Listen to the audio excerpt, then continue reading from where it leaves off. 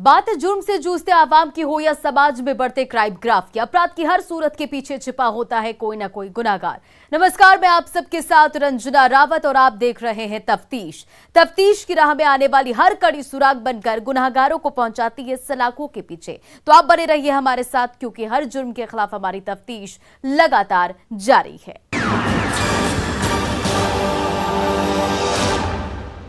8 जून 2022 यही वो तारीख है जिस दिन पहली बार कटिहार जिले के दवा कारोबारी राजेश जायसवाल के मोबाइल फोन पर रंगदारी का खौफ भरा कॉल आया था, जिसके बाद से पूरा परिवार दहशत में था। यह सिलसिला 5 दिनों तक चला और परिवार 120 घंटे तक खौफ में जीता रहा, लेकिन उसके बाद धमकी भरी वो आवाज खामोश हो गई। कैसे, देखिए इस रिपोर्ट में।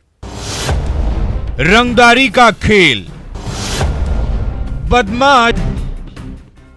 हेलो, मैं रंगदार बोल रहा हूं। अगर अपनी जान की सलामती चाहते हो तो 2 लाख रुपए चुपचाप दे दो। अगर पुलिस को कुछ भी बताया तो अंजाम और बुरा होगा। आप 2 लाख रुपया दीजिए, नहीं तो अंजाम भुगतिए। इतने मत बस। कितनी बार फोन आया था? दिन में 2 बार फोन आता था। कब से आ रहा था? 8 तारीख से लेके 8 तारीख से आपका कल तक।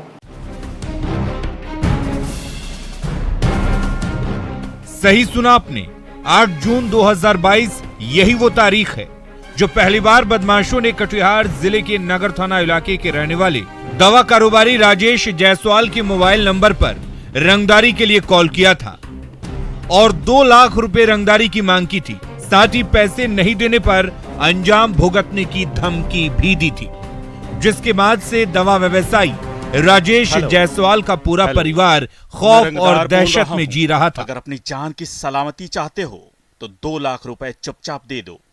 अगर पुलिस को कुछ भी बताया तो अंजाम और बुरा होगा।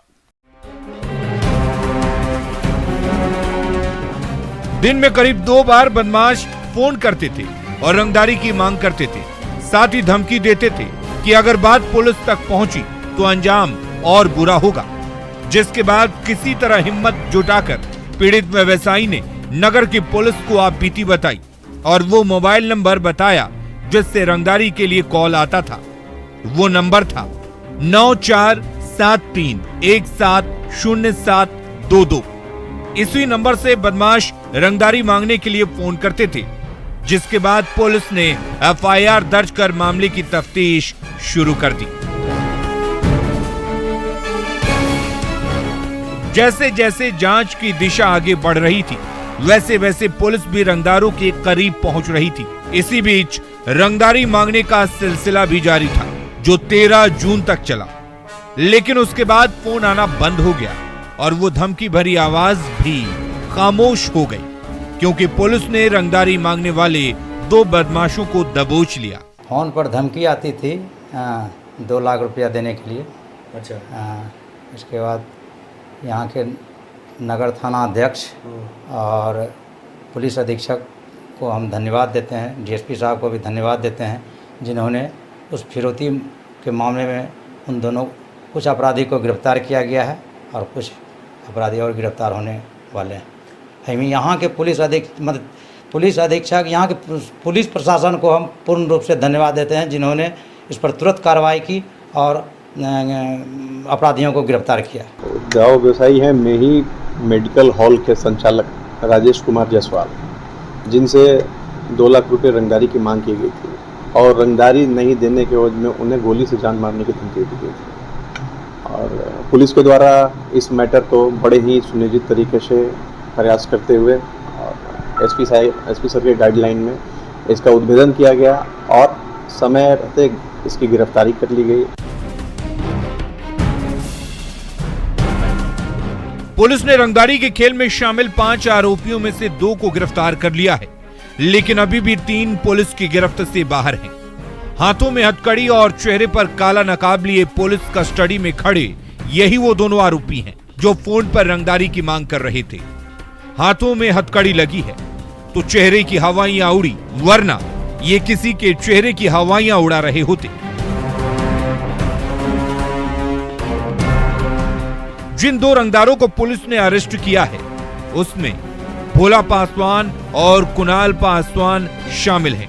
पुलिस ने दोनों के पास से 2 मोबाइल फोन भी जब्त किया है, जिसमें से एक मोबाइल से रंगदारी मांगी जा रही थी। नगर थाना क्षेत्र के दुर्गा स्थान और राजेंद्र ग्राम के रहने वाले इन दोनों अपराधियों में भोला पासवान पहले से ही अपराध की दुनिया से जुड़ा है। गिरफ्तार भोला पर कटिहार जिले में कुल 5 आपराधिक मामले दर्ज हैं। कटिहार नगर थाना में 3 कांड दर्ज हैं। प्राणपुर थाने में 2 मामले दर्ज हैं। फोन और सिम यूज हुआ है वो बरामद किया गया और 2 गिरफ्तारी की गई है। उसमें से 2 में से एक एक्यूज जो है वो चोरी, लूट, डकैती में पहले से ही चार्जशीटेड रहा है। जिले के विभिन्न थानों में वो आरोपित रहा है। क्या नाम था सर उसका? भोला पासवान नाम था उसका। उसके साथ एक और गिरफ्तार हुआ है भोला पासवान के साथ कुणाल पासवान। ये रंगदारी कैसे मांगता था? रंगदारी चूँकि उसके सिम फर्जी था और दूसरे के नाम पे सिम था, इसलिए बेखौफ होके धमकी और दहशत करने के लिए वो रंगदारी मांग रहा था।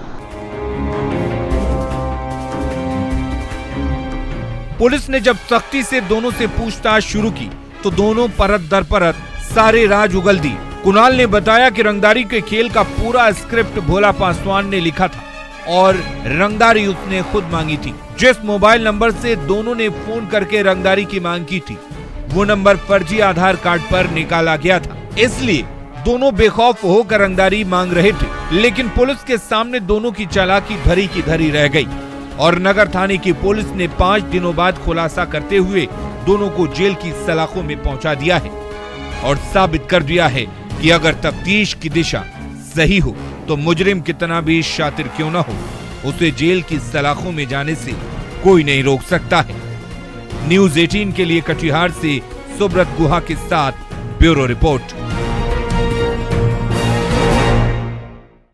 वो बहू को बेटे के लिए टॉर्चर करता था, वो उसे तरह तरह के ताने देता था। वो ससुर नहीं शैतान था जिसकी खौफनाक साजिश से उसका बेटा जान था। लेकिन जब उसने बेटे की चाहत में जल्लाद बनकर रिश्तों के कत्ल की डरावनी स्क्रिप्ट लिखी तो गांव से लेकर शहर तक सनसनी फैल गई और वो जेल की सलाखों में पहुंच गया, जिसकी कहानी सुनकर आप भी दंग रह जाएंगे। बेटे के लिए शैतान बना ससुर, बेरहमी से बहू का किया कत्ल, कुल्हाड़ी से उतारा मौत के घाट।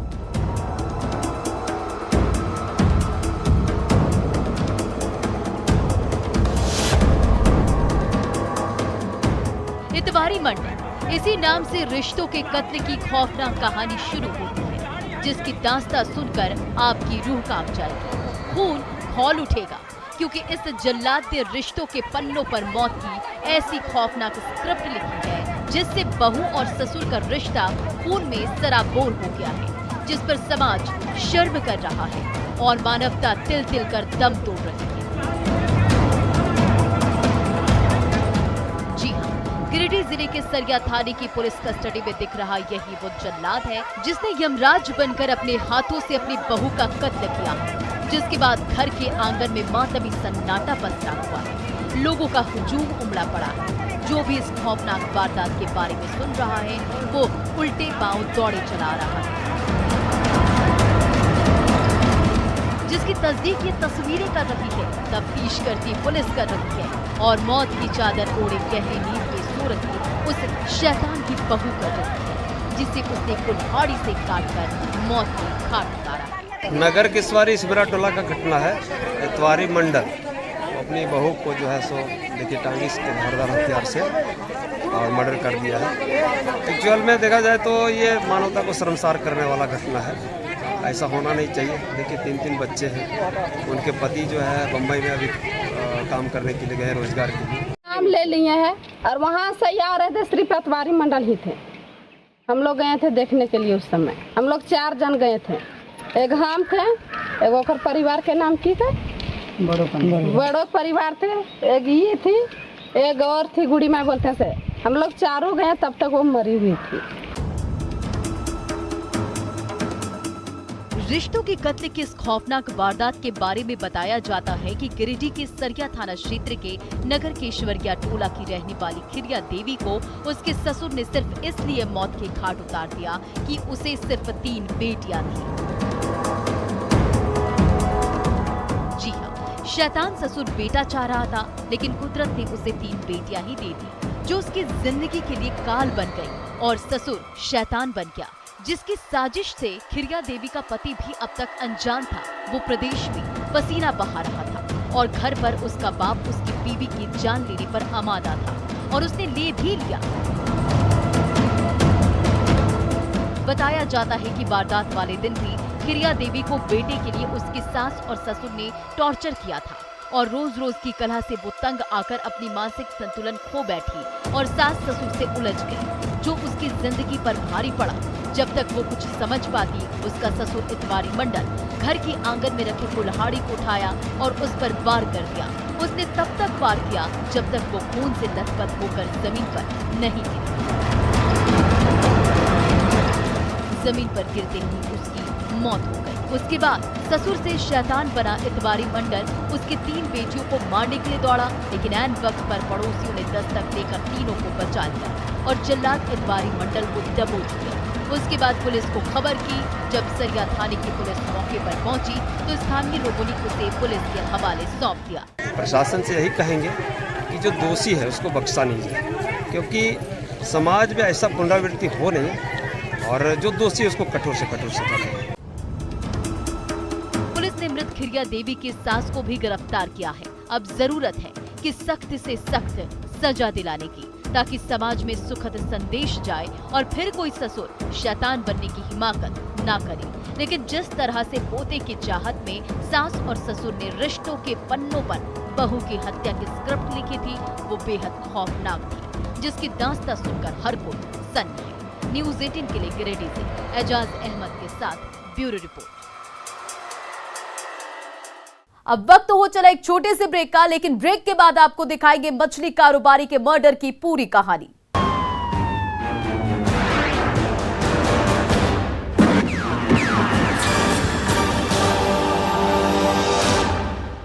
ब्रेक के बाद एक बार फिर से आप सभी का बहुत बहुत स्वागत है। सिवान में बदमाश इतने बेखौफ हो गए हैं कि पुलिस को चुनौती देते हुए हत्या की वारदात को अंजाम दे रहे हैं और गांव से लेकर शहर तक खौफ फैला रहे हैं, जिसकी तस्दीक जिले के महाराजगंज थाने से आई ये रिपोर्ट कर रही है। देखिए, मछली व्यवसायी का मर्डर, कीचड़ में दबा मिला शव, हत्या के बाद सनसनी।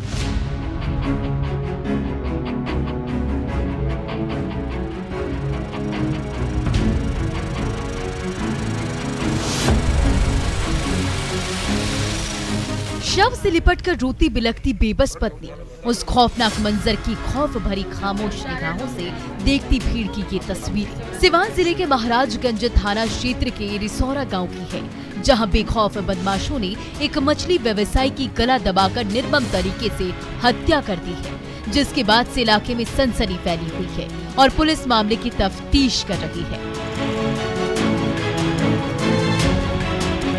हत्या की इस वारदात के बारे में बताया जाता है कि रिसौरा गांव निवासी प्रदीप कुमार पटेल, जो पेशे से मछली कारोबारी थे, वो हर रोज की तरह 13 जून की रात भी खाना खाने के बाद अपने तालाब पर सोने चले गए थे, लेकिन उन्हें ये पता नहीं था कि ये रात उनकी आखिरी रात होगी, क्योंकि उसके बाद जो हुआ वो बेहद खौफनाक था। कहाँ हुआ था, कैसे जानकारी हुआ कि पापा? हम जब सुबह में आए, पापा जी को घर ले जाने बुलाने। कब? सुबह में कितने बजे? करीबन 6 बजे। हम आए तो वहाँ पे उनका मुंह दाब दिया गया था, वो छटपटाए थे, गोड़ों ऐसे हो गया था, मोबाइल था, चाबी था और ये पैसा निकाल लिया गया था। वहाँ पे 10-20 आदमी का पैर का निशान था। सही सुना आपने। इसका खुलासा 14 जून को उस वक्त हुआ जब मृतक का बेटा सुबह करीब 6 बजे मौकाए वारदात पर पहुंचा। जब वो तालाब के पास आया तो देखा उसके पिता प्रदीप पटेल कीचड़ में औंधे मुंह पड़े हुए थे। उस खौफनाक मंजर को देखकर वो सन्न रह गया। उसके बाद उसने अपने पिता के मोबाइल से परिजनों को फोन किया और पूरी बात बताई। उसके बाद क्या, हत्या की साजिश की बात पूरे इलाके में जंगल की आग की तरह फैल गई। पूरा गांव सरेह में दौड़ा चला आया। इतने में परिजन भी मौके पर पहुंच गए उस वक्त प्रदीप पटेल की सांसें बची हुई थी। आनन फानन में घर वाले अस्पताल लेकर भागे, लेकिन अफसोस की रास्ते में ही प्रदीप पटेल की सांसें थम गई। परिवार में चीख पुकार और चित्कार की आवाजें सुनाई देने लगी। सांस थोड़ा चल रहा था, हम लोग तब मोबाइल था तो हम लोग जानते थे, फोन किए घर पे तो ये भैया लोग आए लो, उठा के ले गए लो, तब वहाँ पे ले गए, तब हत्या हो गया। पापा जी का मार के पाइप में फेंक दिया है लोग, हला दिया है लोग। कब सुबह में? हाँ। घर से कब चले थे ये? घर से कब चले थे? घर से रात को 10 बजे यहीं रहते हैं, वहाँ पलानी है उसी में। अच्छा, मछली को मत्स्य पालन करते हैं लोग। महाराजगंज थाने की पुलिस ने जब परिजनों से हत्या के पीछे की वजह जानने की कोशिश की तो पता चला कि मृतक प्रदीप मंडल की बाइक चोरी हो गई थी, जो 12 जून को अचानक गांव के ही एक युवक के पास दिखी, जिसे प्रदीप मंडल के बेटे ने पहचान लिया। उसके बाद प्रदीप मंडल ने बाइक को अपने कब्जे में ले लिया और कागजात दिखाने को कहा। कागजात नहीं दिखाने पर थाने में केस दर्ज करने की बात कही। इसी विवाद में सुबह होने से पहले ही आरोपियों ने प्रदीप पटेल की हत्या की साजिश रच डाली और उसे अंजाम तक पहुंचा दिया। गाड़ी चोरी हुआ था हम लोग का 2 गो। अच्छा, बाइक। हाँ। अच्छा, तो एगो परसों 12 तारीख को एगो बाजार लाया लोग बाइक लेके, तो उस बाइक में टंकी मेरा बाइक का था। अच्छा। हम पहचान में गया तो हम लोग रोक लिए। सुबह बोले कि बाइक का चाबी कागज लाओ, कहाँ से खरीदा है, तो लोग बोला कि नहीं क्या वो बोल रहा था, और उसके बाद वो लोग नहीं आया, भाग गया था। उसके बाद ये रात में आए हैं। गांव के लोग जो हत्या किए गांव के ही हैं? डोम लोग हैं। लोग बोले कि 10 बजे के टाइम दे रहे हैं, 10 बजे उस लड़का को बोला के लाओ, नहीं तो हम थाना में खबर दे देंगे। कौन लड़का को? वही जो बाइक लगा के हमारे द्वार पर गया था, हम लोग छीन लिए कि हमारा बाइक है। तो बोले कि कहाँ से बाइक खरीदा है, बुलाओ, इसका कागज पत्र दिखाओ, तो नहीं आया। शाम को औरत लोग आई तो बोली कि हम लोग पियकर से खरीदे हैं, कभी बोली कि जुआ से हार गया है लो तो खरीद लिए हैं, तो बोला कि कागज दिखा दो, अपना बाइक ले जाओ, ये हमारा बाइक है, हमारा 2 गो बाइक भुलाया है द्वार पर से। मतलब आपका बाइक चोरी हुआ था, उसके बाद हाँ, उसी को लेकर घटना घटा हुआ है। हाँ।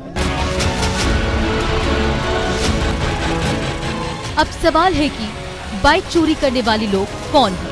क्या प्रदीप पटेल की हत्या आरोपियों ने की है? अगर हाँ, तो प्रदीप पटेल की हत्या में कौन कौन लोग शामिल थे? अगर नहीं, तो आरोपी घर छोड़कर क्यों फरार है?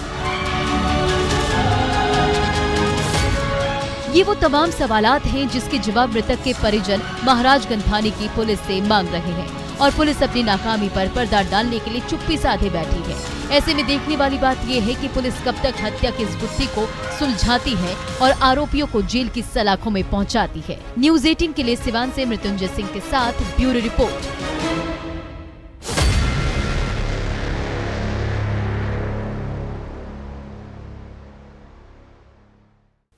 अपराधी चाहे लाख शातिर हो, तफ्तीश की दिशा अगर सही है तो बच नहीं सकता कोई गुनाहगार सलाखों के पीछे जाने से। तो पुलिस चाहे सोई हो, मुजरिम चाहे कोई हो, आप बने रहे हमारे साथ, क्योंकि हर जुर्म के खिलाफ हमारी तफ्तीश लगातार जारी है।